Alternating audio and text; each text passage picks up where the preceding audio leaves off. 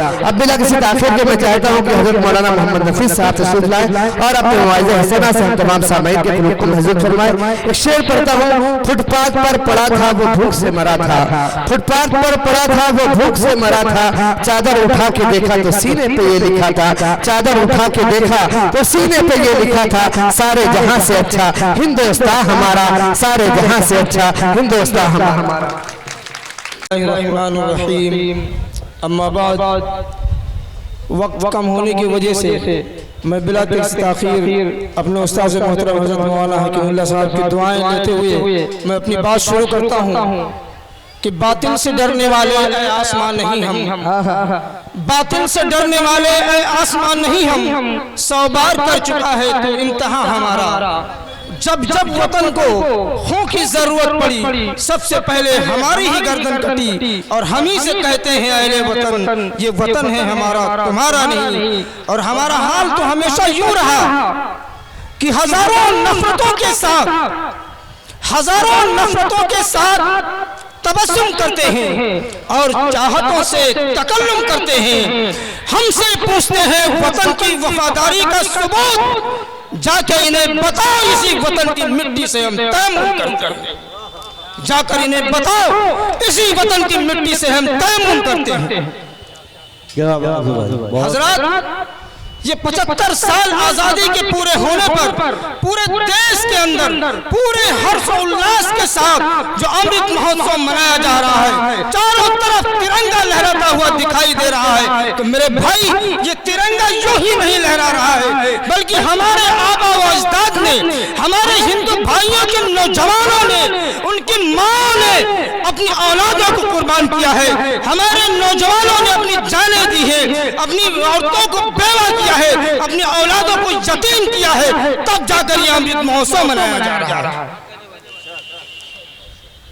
حضرات، ایک نام آزادی میں بہت اہم نام ہے، ابھی حضرت مفتی صاحب تذکرہ فرما رہے تھے کہ سب سے پہلا فتویٰ ایک سب سے بڑے ہمارے عالم دین کا آیا، تو میں ان کا نام بتا دینا چاہتا ہوں کہ وہ عالم دین شاہ عبدالعزیز رحمت اللہ علیہ تھے، اور وہ فتویٰ انہوں نے یوں ہی انگریزوں کو دیکھ کر نہیں دے دیا تھا، بلکہ جب شاہ عبدالعزیز رحمت اللہ علیہ نے دیکھا کہ انسانیت بلک رہی ہے، سسک رہی ہے، غریب سے غریب تر ہوتا جا رہا ہے، عزت و ناموس ہماری ماں بہنوں کی پامال ہو رہی ہے، ہندوستان کی عزت کو انگریز رونگنا چاہتے ہیں، یہاں تک کہ تاریخ نے لکھا کہ انگریزوں نے تاج محل کے ہیرے اور جواہرات تک چھڑا لے گئے۔ اس وقت جب دیکھا کہ اگر ان انگریزوں کا قبضہ ہو جائے گا تو ہمارے نبی کا طریقہ چلا جائے گا، تو پھر ہمارے نبی کا طریقہ یہ تھا کہ ہم ہندو مسلم سب ساتھ چلے، کیونکہ ہمارے نبی نے کبھی ہندو اور مسلمان کی تمیز نہیں کی۔ ایک مرتبہ ہمارے آقا صلی اللہ علیہ وسلم کسی جنگل کے پاس تھے، ایک یہودی آیا اور کہا محمد میری لکڑیاں دیتے رہنا، جب تک میں آؤں گا نہیں تم جانا نہیں۔ میرے دوستو، تاریخ نے لکھا کہ وہ یہودی دوسرے دن مغرب کے بعد آیا، دیکھا پیارے آقا اسی لکڑی پر ٹیک لگائے سو رہے ہیں، اور آیا جگایا، کہا محمد تم ابھی گئے نہیں۔ پیارے آقا نے فرمایا یہ مسلمان کا وعدہ ہے، میں نے وعدہ کیا تھا جب تک تم آؤ گے نہیں میں جاؤں گا نہیں۔ میں ان سے پوچھنا چاہتا ہوں جو محمد عربی کی شان میں گستاخی کرتے ہیں، کیا میرے نبی نے ہندو مسلم کی تمیز کی؟ ہرگز نہیں کیا، ہندو مسلم سب کو ساتھ لے کر چلے۔ مولانا جعفر تھانسی رحمت اللہ علیہ ایک بہت بڑا نام ہے، بہت بڑی کالش ہے ان کی، ان کو انگریزوں نے قید کیا، قید کر کے انہیں معلوم ہے پاکستان لے کر کے گئے، پہلے امبالہ لے کے گئے، وہاں سے لاہور لے کر کے گئے، لاہور سے ملتان لے کر کے گئے، ملتان میں انگریزوں نے فیصلہ کیا کہ انہیں لوہے کے پنجرے میں قید کیا جائے، ایسا لوہے کا پنجرا، حضرت جعفر تھانسی فرماتے تھے کہ ایسا تھا پنجرا کہ اس میں نہ کھڑا ہوتے بنتا نہ بیٹھتے بنتا نہ لیٹ سکتے، اگر ذرا سے بدن جنبش کرے تو چاروں طرف سے چھریاں لگی تھی، بدن میں چبھ جاتی۔ لاسٹ میں انگریزوں نے ان کے 3 بیٹوں کو بلایا، آپ لوہے کے پنجرے میں قید ہیں، بڑا بیٹا آپ کے سامنے آتا ہے اور کیسا ہے با، آپ کی یہ کیا حالت ہے؟ آپ کی پیشانی سے خون بہ رہا ہے، آپ کی کمر سے خون بہ رہا ہے، آپ کے ہاتھ سے خون بہ رہا ہے، آخر آپ اس پنجرے سے باہر تو نہیں آتے۔ قربان جاؤ مجاہد آزادی پر۔ کیا جواب دیا جعفر تھانیسری نے؟ کہا کہ بیٹا اگر جعفر زندہ رہا تو تم سے دنیا میں ملاقات کرے گا، اور اگر نہیں زندہ رہا دیش کے لیے قربان ہو گیا تو حوض کوثر پہ ملاقات ہوگی۔ ان نوجوانوں نے جان دے دی لیکن ہندوستان نہیں دیا۔ سلام ہے ان نوجوانوں کو جنہوں نے جان دی لیکن ہندوستان نہیں دیا۔ تاریخ نے لکھا ہے کہ جس وقت شاہ عبدالعزیز رحمت اللہ علیہ کا اور شیخ الہند رحمت اللہ علیہ کا جنازہ دیوبند لایا گیا، جب دیکھا گیا تو جنازے میں صرف ہڈیاں تھیں۔ مائک تھامسن نے خود لکھا کہ جنازے میں صرف ہڈیاں تھیں، اس کی وجہ یہ تھی، حضرت مولانا حسین احمد مدنی رحمت اللہ علیہ نے بیان کیا کہ اس کی وجہ یہ تھی انگریزوں نے اتنا مارا تھا کہ آپ کے جسم میں کچھ نہیں بچا تھا سوائے ہڈیوں کے۔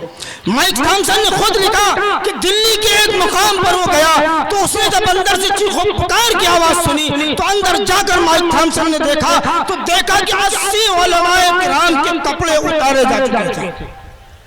80 علماء کرام ننگے بغیر کپڑے کے کھڑے تھے، اور نہ جانے کتنے علماء کو سور کی کھالوں میں لپیٹ کر تندور جل رہے تھے، اس میں جلا رہے تھے۔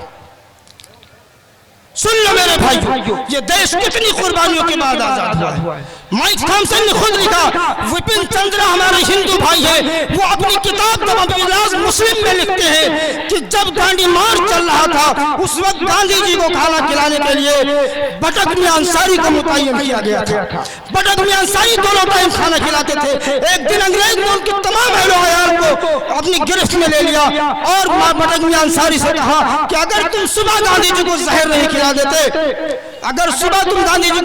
کھلا دیتے تو میں تمہارے تمام خاندان کو نیست و نابود کر دوں گا۔ بٹک میاں انصاری نے اپنے خاندان کو قربان کرنا مناسب سمجھا، لیکن گاندھی جی جو کہ ہندوستان کو آزاد کرانے کی لڑائی لڑ رہے تھے ان کو زہر نہیں دیا۔ دوستو کون وفادار؟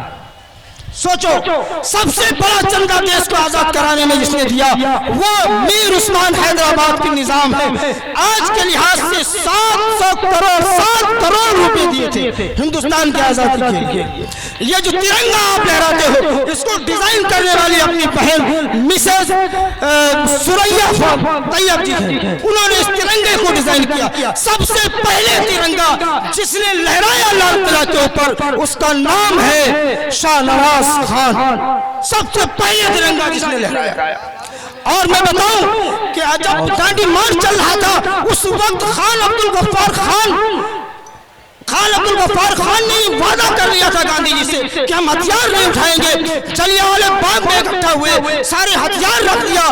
تاریخ نے لکھا ہے کہ 2100 نابالغ بچے کھڑے تھے آگے اور پیچھے نوجوان کھڑے تھے جلیانوالے باغ میں۔ اگر یقین نہیں ابھی گوگل پہ ڈالو، وکیپیڈیا قصہ خوانی بازار ڈالو، ابھی تم کو وہ تصویر دکھے گی۔ اس وقت جب جنرل ڈائر گرواڑی ریجمنٹ کے ساتھ پہنچا اور کہا خان عبد الغفار خان تمہارا تو زیور ہتھیار ہے، آخر تم نے اپنے ہتھیار کیوں اتار دیے؟ خان عبد الغفار کے جواب پہ قربان جاؤ، کیا جواب دیا کہ ہم نے اپنے وطن کے بھائی گاندھی جی سے وعدہ کر لیا ہے کہ ہم ہتھیار نہیں اٹھائیں گے، ہم ہندوستان میں خون خرابہ نہیں کریں گے، ہم سمجھوتے سے معاملے کو حل کریں گے۔ گرواڑی ریجمنٹ نے کہا کہ ان کو مار دو سب کو۔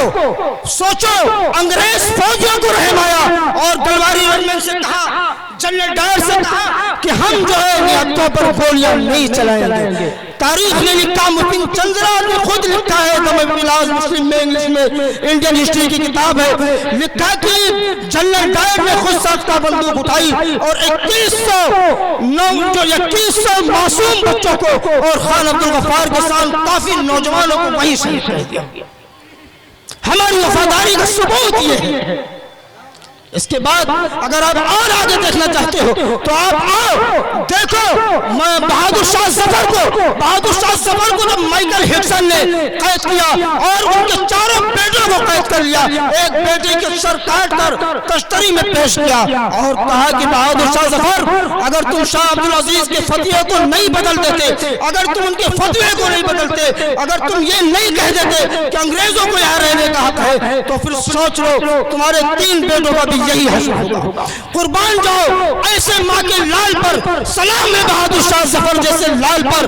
کیا کہا کہ الحمدللہ हमारी औलाद ऐसे ही सुरखरू होकर बाप के कदमों में आती है। चुनांचे उसने उन सबको कैद कर उनको सबके गर्दनें उड़ा दी माइकल हिटलर ने। और आखिरकार जब बहादुर शाह जफर से ये पूछा गया कि तुम्हारी आखिरी ख्वाहिश क्या है, तो उन्होंने ये कहा कि मेरे वतन की मिट्टी मुझे चाहिए जो मेरे कफन में ली जाए। दोस्तों देखो क्या मोहब्बत थी हमारे भाइयों को अपने वतन से। उन्होंने कहा कि मिट्टी कैसे आएगी, कहा कि मैंने अपनी माँ को खत लिखा है, मिट्टी वतन की आ रही है। तभी बहादुर शाह जफर ने ये शेर पढ़ा था कि कितना बदनसीब है जफर। क्या पढ़ा था कि इन हसरतों से कह दो कहीं और जा बसे, इन हसरतों से कह दो कहीं और जा बसे, इतनी जगह कहाँ है दिले दागदार में। और कितना बदनसीब था जफर कि दफन के लिए 2 गज जमीन भी न मिल सकी हुए यार में। ये मोहब्बत थी हमारी, ये हमारी मोहब्बत थी वतन से। और हमारा क्या हाल है कि हम 15 अगस्त में बहुत बड़े बड़े जश्न करते हैं, सब कुछ करते हैं, लेकिन हमारे अंदर एक ऐसी आज जरूरत है, एक ऐसी कम्युनिटी की जो इस सिसकती हुई बिलखती हुई इंसानियत को, जो इंसानियत जिसे कहते हैं, ये दम तोड़ने के करीब है। इस सिसकती बिलखती परेशान इंसानियत के लिए एक ऐसी कम्युनिटी की जरूरत है जो ह्यूमैनिटी की पासदारी करे। आज अगर ह्यूमैनिटी की पासदारी के लिए आज हमारी कोई कम्युनिटी होती, हमारा एक कारकुनान अमेरिका में होता, एक अफ्रीका में होता, एक बंबई के समुद्री साहिल से लेकर के और बर्मा के साहिल तक होता, हर जगह से बैनुल अक़वामी एतबार से हमारी हिफाजत होती। और ये जो हमारी तहजीब है गंगा जमनी तहजीब, ये तार तार न होती। आज हमने गंगा जमनी तहजीब को तार तार कर दिया। और आज एक भाई दूसरे भाई के खून का प्यासा है। मेरे भाई आज जरूरत है कि हम भी अपने बच्चों को ऐसी तालीम दें कि उस तालीम के अंदर अपने वतन की मोहब्बत हो, अपने वतन के लिए कट मरने का जज्बा पैदा हो।